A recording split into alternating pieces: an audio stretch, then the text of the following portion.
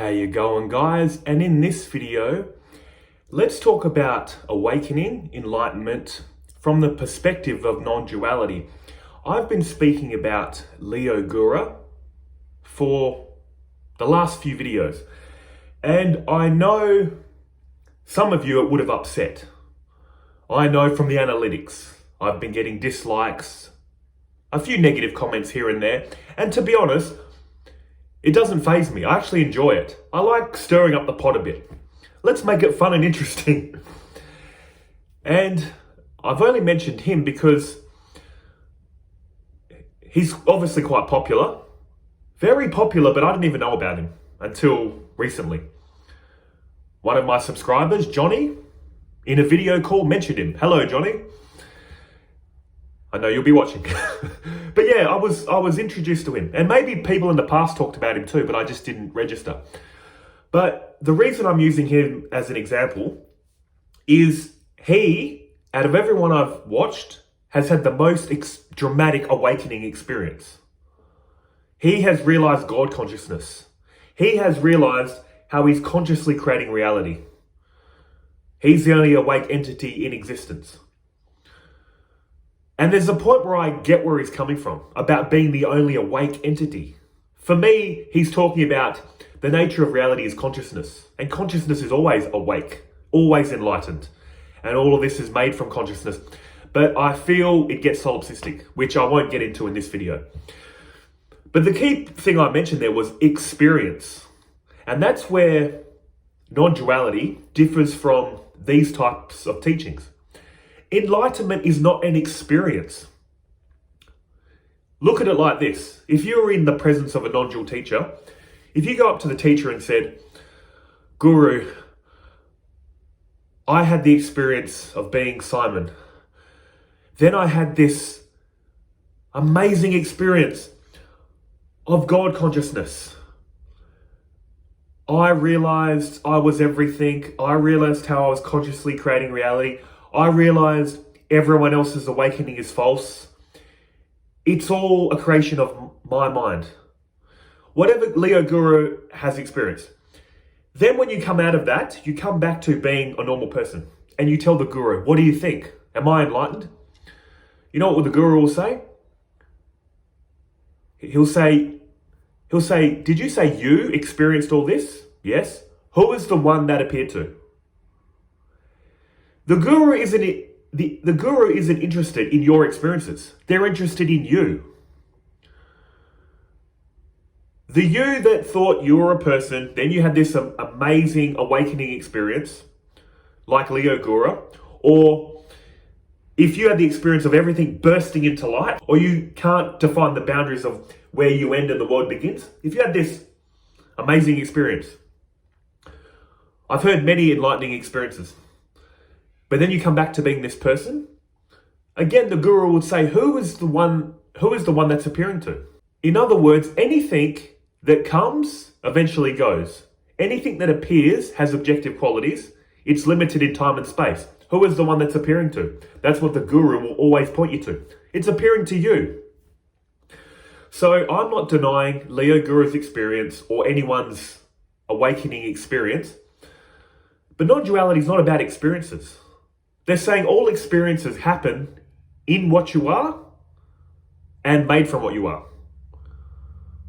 So ultimately, you can go down the path of gaining spiritual experiences, but they're always going to say they're limited. Every ordinary experience is limited. Every amazing experience is limited. Who are they happening to? You. They're trying to get you out of focusing on the world and experience. Focus on you. The source of all this. It's the most plain, obvious, amazing thing. But our mind can't see it. Our mind is extroverted, wanting all the experiences. It can't turn inwards and realize the mystery and miracle of what you are. And that's what non-duality is pointing to. So what is the problem they're saying in non-duality? It's very simple. You're in a state of ignorance.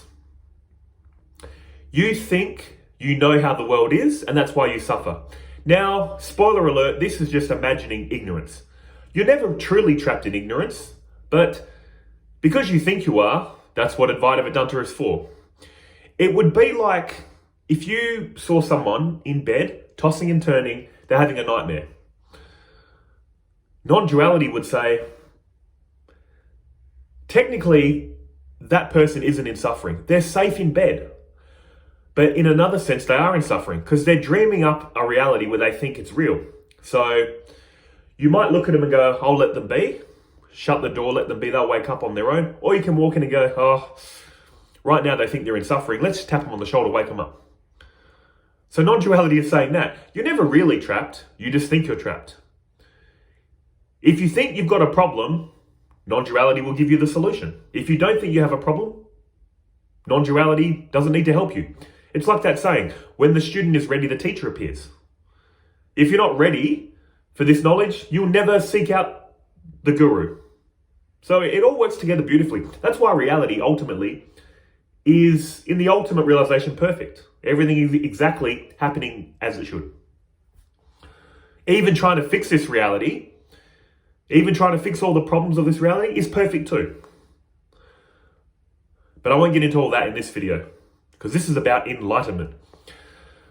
So before we get into that, they have this concept in Hinduism about the three bodies.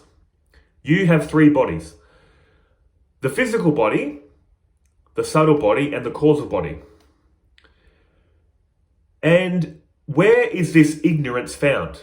Where's this issue found that's causing you all this suffering? The subtle body. Just quickly, what is the physical body?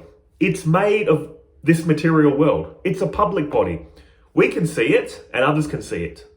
Doctors can operate on it. It has objective qualities that we can all experience. The second body is the subtle body. The subtle body is made up of thoughts and feelings. It's your inner experience that you know. You know your thoughts, you know your feelings, you know your ego, you know your memory. They can't cut open your body and pull out a thought, pull out a feeling. You know you're experiencing them, but they can't put them on the operating table.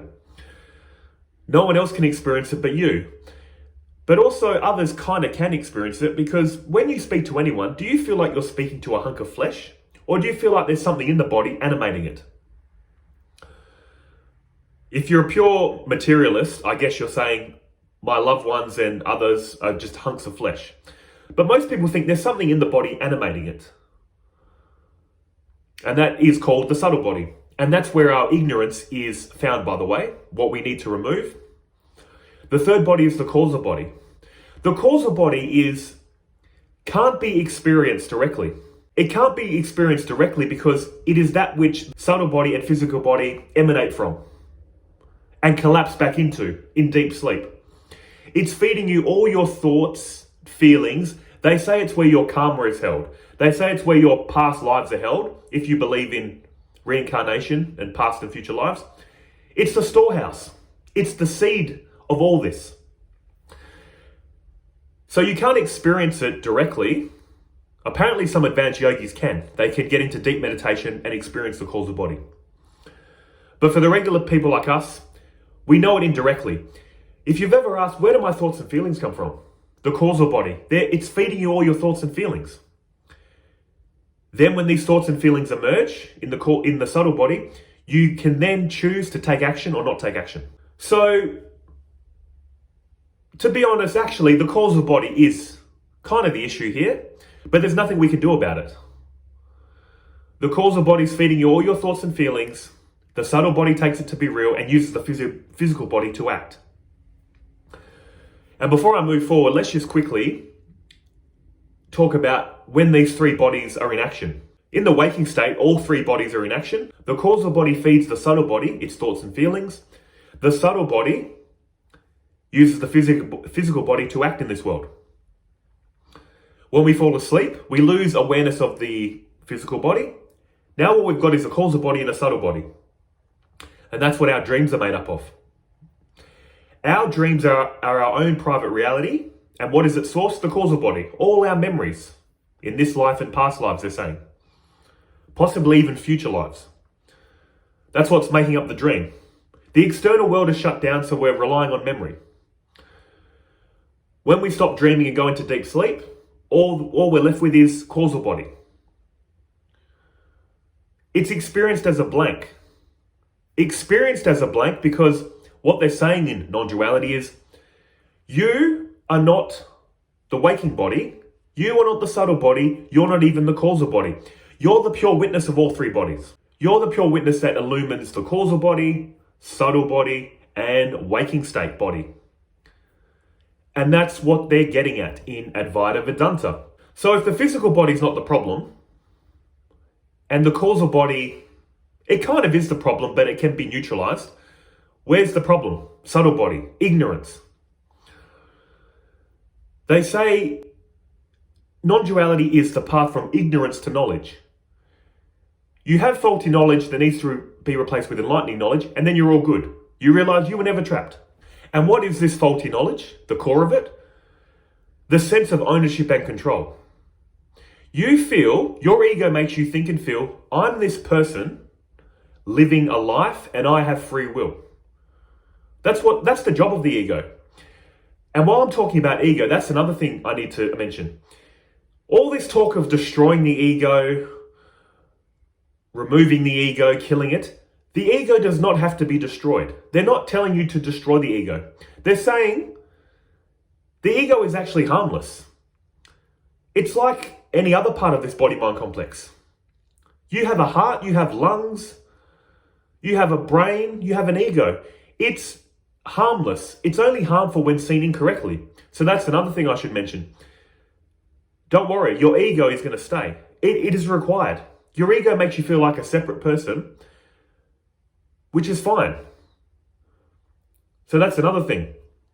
The only problem with ego is it makes you really think and feel I have ownership and control. You go from thinking I am the ego to I'm aware of the ego. The ego becomes an association. You know it. You know everything else about this body. You know the ego too. It's harmless. So that's another thing that's very important to mention. All that you're getting rid of is the sense of ownership and control.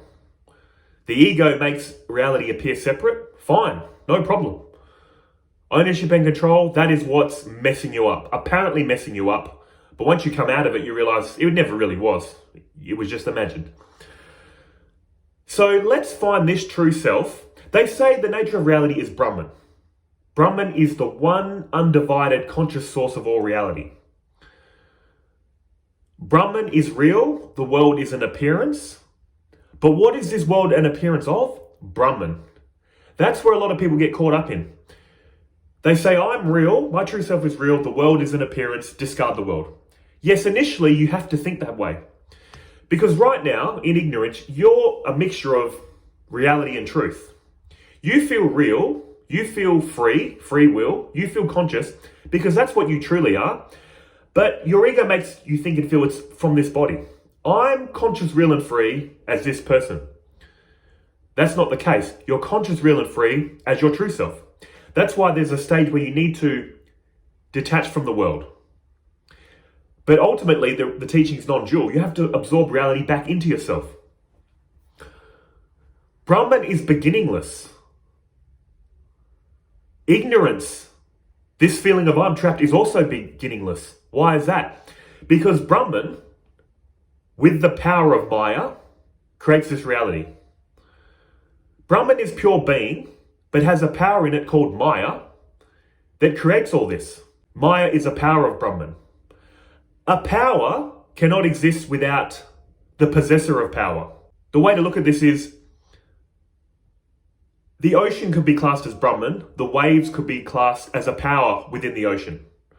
The power to make waves, the power to make whirlpools. The whirlpool and waves aren't ultimately real, but they're made of reality. So the ocean has the power to generate whirlpools and waves, ultimately not real, but made of reality. That's what Maya is, a power within Brahman. But it's never separate from Brahman. Brahman is consciousness, unchanging, prior to time and space. Maya is unconscious reality, constantly changing in time and space. Material reality and conscious knowing. They sometimes refer to this as Shiva and Shakti. Two apparently separate realities that are always one. That's what makes it non-dual. Another way to look at this is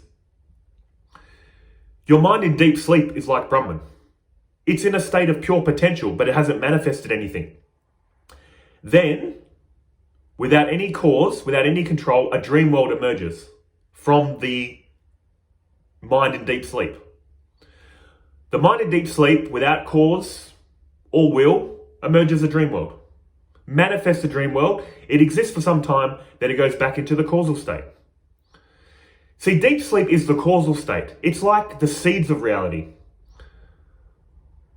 Have you ever seen a huge tree and then found the seed to make another tree like that? When you cut the seed open, there is no tree in there. It's just seed. But under the right conditions, it sprouts into a massive tree.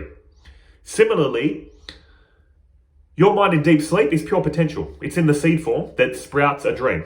And they say on the bigger scale, macrocosmic scale, that was what was before the Big Bang, Brahman, in potential. Then it manifests a reality, then it collapses back into Brahman.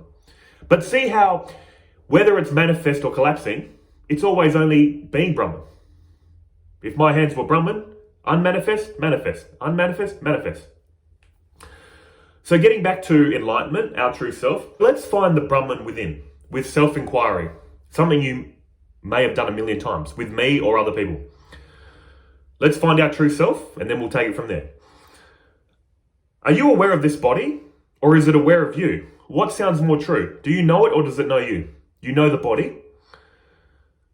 Do you know your breath, the in and out breath, or does it know you? You know your breath. Do you know your feelings, or do they know you? You know your feelings. Do you know your thoughts, or do they know you? You know your thoughts. What about the blankness prior to thoughts? If you could go back prior to thoughts, what is that? A blank. Do you know the blank, or does it know you? You know the blank. What have I just been through? Rather quickly, the three bodies we talked about. You're aware of the physical body. You're aware of the subtle body of thoughts and feelings and ego. You're aware of the blank, which is basically the causal body. The causal body is a blank for our mind, but again, it is the seed state that the subtle body and waking body emerge out of and collapses back into in deep sleep and emerges when you wake up. It's like the screensaver on your computer. You know how the screen goes black when it goes to sleep? Then when you shake the mouse, it wakes up. So that's what they're saying. In deep sleep, the waking body resolves into the subtle body resolves into the causal body. That's deep sleep. Then when you start dreaming, the subtle body's active. Then when you wake up, all three bodies. So I just thought I'd mention that quickly too. But you are aware of all this. You're aware of the three bodies, which means you're free of the three bodies. You're not bound by the three bodies. That's what they're pointing at in Advaita Vedanta. Your true self is beyond all this. And ultimately, the fabric, all of it's made from too. But this true self that we've discovered that we are, if we use the mind to kind of intuit its qualities, is this true self in time and space or the witness of time and space? It knows all time and space. Is this true self in suffering? No, it witnesses all the suffering. Is this true self that we've discovered in control of anything? No, it witnesses all control, all action. It is the witness witnessing all the actions of material nature. So once you realize your true self, it is the witness of time and space. It is the witness of all thoughts and feelings, all of our suffering, and it is the witness of all action. You realize that's what you are. You perform no action. You aren't in suffering. You're in a state of peace. You're the witness of time and space. So if you can understand what I'm saying and stabilize yourself in that knowledge as life is happening, they class that as enlightenment. Once you anchor your attention in that and you're stabilized in it, that's enlightenment. But why can we not, for some people, even realize what I was pointing to, and others, maybe they can, but not stabilize in it? This is where we talk about the three gunas of material nature. The three gunas are present in all of nature. What are the three gunas? Sattva, Rajas, and Tamas. Sattva is the quality of light, knowledge, goodness, happiness, peace. Rajas is the quality of passion, desire, extroversion. Tamas is the mode of ignorance, darkness, inertia. These are the three modes of material nature. And the two modes that cause all the trouble are tamas and rajas. Why is that? When you have a sattvic mind, the self-inquiry we did, you'll understand what I'm saying. You'll be able to intuit what I'm saying. That's what the sattvic mind will help you intuit. But what is blocking this realization? If your mind is very tamasic, it's in ignorance. It can't comprehend what I'm saying. It's in a state of dullness, inertia. Even if I try to take it really slowly, you won't even get it. Your mind is in tamas. What about the person with a lot of rajas? They might intuit what I'm saying, but then quickly forget it. See, the mind in rajas is full of desires, full of thinking, shoulda, coulda, woulda, desires of the world. It can't focus. It might get a glimpse of what I'm saying and then get distracted the next moment. See, tamas can't see truth and doesn't want to take action. That's why tamas is the worst. You have no knowledge and you perform no action in the world. Rajas, at least you're performing action in the world, but you have a very distracted mind. So even if you get it, you lose it again. Your true self is pure consciousness that tamas blocks. Tamas can't allow you to see it. Or rajas, maybe you see it, but the rajasic mind is very quick. It can't stabilize in this knowledge. That's why a sattvic mind can easily see the truth and stabilize in it. And that's also why, guys, just quickly, this is a path, no doubt, from ignorance to knowledge. A lot of people say, once you realize your true self, throw out all your spiritual books, stop all your spiritual practice. Why do it? Because it's true. You're always your true self. But if you want the benefits of feeling it in day-to-day life, this is what spiritual practice is for. You know what spiritual practice is doing? If you come to these teachings and cannot comprehend what I'm talking about, or any teacher on this is talking about, that's because you've got a lot of rajas or tamas in you. You need to slowly get more and more sattva in your experience. And this is why stuff like karma yoga, performing all the actions you did initially, but not worrying about the results, and also things like meditation and prayer are important.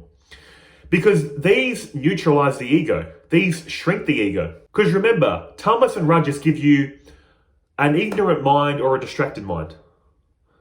So what does spiritual practice do? Give you a concentrated mind and a pure mind. It can concentrate, stick to one thing without getting distracted, and pure in the sense of not getting caught up with thoughts of this world so much. Shoulda, coulda, woulda, all your desires and passions. Your true self is here. Your mind is either in a state of dullness or constantly distracted by the world, and then you suffer as a result.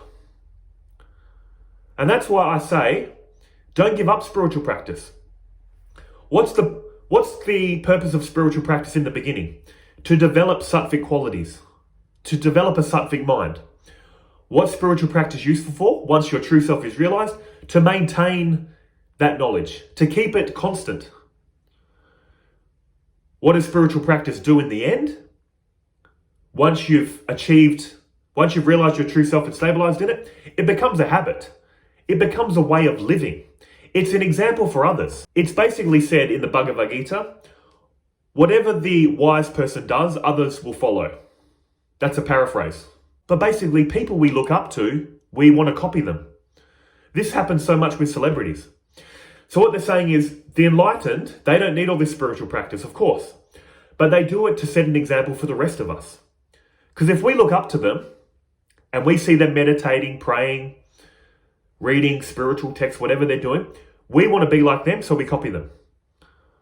If you become enlightened and say, oh, throw out your books, let's go have a party, let's go have an orgy, it's like, okay, in the ultimate realization, there's nothing wrong with that.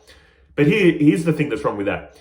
When you're truly enlightened, why do you need to go out and chase this material world? There's no need. You don't have any desire anymore for it. So technically you can. Technically you can party, do whatever you want, hurt people. Technically, ultimately, it's all one, isn't it? But it's not consistent with this understanding. You won't be doing that. Why? You already feel complete. All these activities in the world are coming from, I feel separate and I think there's happiness in this world and I desire it. But like I said, technically the enlightened could, but what kind of example does that set for the rest of us? And that's where a lot of neo-advaita is a trap. That's why I talked about it. I've talked about it a lot. Just because you've reached the highest realization, there's no one here, nothing to do, spiritual practice is nonsense. For you, that might be the case, but others on the path feel trapped. They've still got a lot of rajas and tamas, a lot of desire. This is why don't tell them to stop it. And even if you don't realize your true self, a sattvic lifestyle, prayer, meditation, simple living, it gives you a state of happiness anyway. Sattva is the quality of happiness. So you need a happy, calm, stable mind to realize the truth. But even if you don't realize the truth, a sattvic lifestyle is good anyway. So you can't lose. But in any case, guys, that's what's happening on this path to enlightenment. The realization of your true self, realizing its qualities, and stabilizing yourself in that wisdom. And when you're stabilized in it, you know what that feels like. I'm not claiming I'm stabilized in my true self. I know my true self 100%, but I'm still not claiming stabilization in it. But let me tell you how I feel in my day-to-day life regardless. I honestly feel I'm in a state of peace. I'm in a state of non-action. I'm in a state of surrender to this reality. I'm in the state of feeling like, you know when you lay down in bed and you wake up in the morning and there's that feeling of, I just want to stay here and be relaxed. I don't want to move. You carry that state from laying in bed through your daily life. That feeling of staying there, relaxed, in peace, is carried as you get up, walk around, move around this reality. You clearly see you are not in control. When you're anchored in your true self, you're not in control. All reality is happening by the three modes of material nature. Life is living life. You're doing nothing. And that gives you such a sense of peace and freedom. So then the question might come, if your true self is doing nothing, then how is all this action happening? Because that's the beauty of your true self. In its light, in its awareness, everything happens. Here's three beautiful examples that will give you a feel for this. The king does nothing in the kingdom.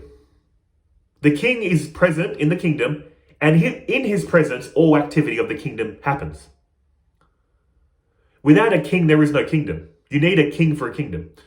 He sits on the throne. In his presence, the whole kingdom operates. A lot of action while he sits there in the state of non-action. But in his presence, a lot happens. Another way to look at this is the pure electricity in your house does nothing. But when you turn on all the appliances, they light up. Electricity with nothing to flow through is useless. So for the very fact electricity is running through your house, your kettle lights up, your toaster, your blender, your TV, microwave, it all lights up in the presence of the electricity. But the electricity in itself does nothing. All the actions are being done by the appliances. Another way to look at this is, if you picture this world as little metal filings, your true self is like a magnet. Have you ever done that thing in school where you can move the metal filings with a magnet? The magnet's doing nothing. It's just there. But in its presence, reality moves. In a similar way, your true self does nothing. It's in a state of inaction, but gives rise to all action. That's why when they say you're in the state of actionless action, in your presence, in your true self, all action is happening. Yet you do nothing. So that's the state you're going to be in, guys. Why do I feel not stabilized in it? Because I have this very high standard of enlightenment, which is I want to eradicate all feelings of desire. How do I know I have desire? Because I still get the occasional flare-ups of anger. Maybe I'm overachieving, but I want to eliminate all anger.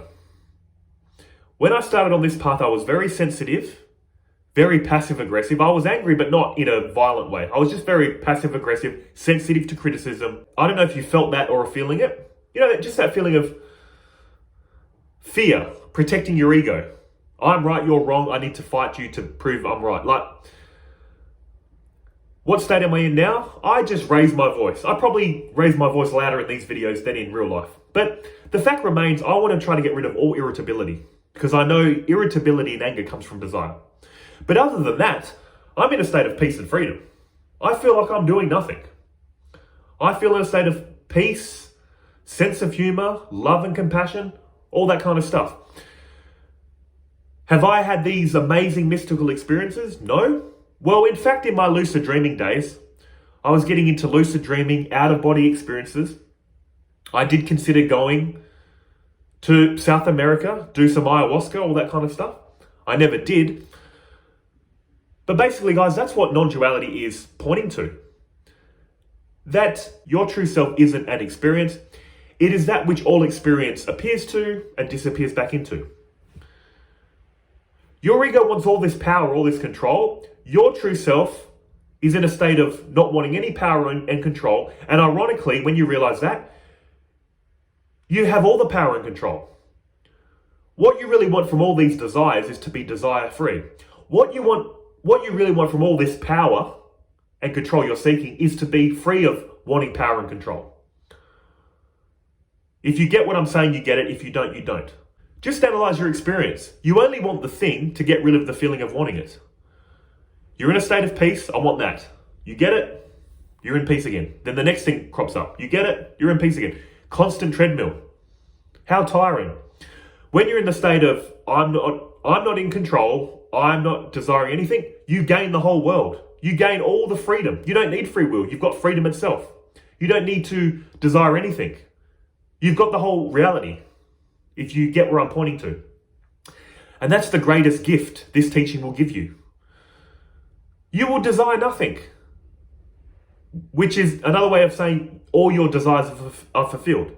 You will not want to be freely controlling anything, which gives you a state of freedom. See how it's beautiful. Our egoic mind doesn't like to hear this or want this. It's trying to gain the world, gain all the control through a limited self. But once you realize your true self is that, that's what you're seeking. You are the limitless source of this reality with a mask of ego trying to seek your limitlessness through an ego. That's why it's destined to fail. All this seeking in the world is going to end in misery and suffering, which will trigger the path back to your true self. A place you never left. You were just playing a game with ego. So guys, I hope this video has helped you. This video is very long. I don't know whether you guys like this long form content or not, but I thought, what the heck? I enjoy talking about it. And if you enjoy listening, well, there you go. A bit of a longer video. And just to summarize and review, guys, if you want to go down the path of amazing experiences, spiritual experiences, that's totally fine. But it's not going to end your suffering, they're saying in non-duality. If you want to end your suffering, there is a path for you, non-duality. And you don't have to get caught up in all these amazing experiences. If you want to, cool. If you don't, there is a structured path. Basically all it is, realize your true self, stabilize in it, then you're going to be in a state of peace and freedom. Not action, in the midst of action. And if you believe in rebirth, they say once you realize that in this life, your job is done. No more rebirth for you. And also, what are you left with doing?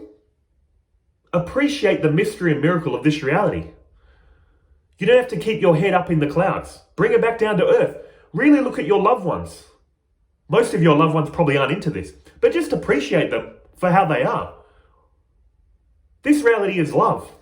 You're not above anyone, and you're not below anyone. This reality is made of love. It's made from you. Every apparently simple-minded person and intellectual person, it's all from the one source. It's all from you. So appreciate and love everything. To love others is to love yourself. So I'll just end on that. Again, I hope this video helps you.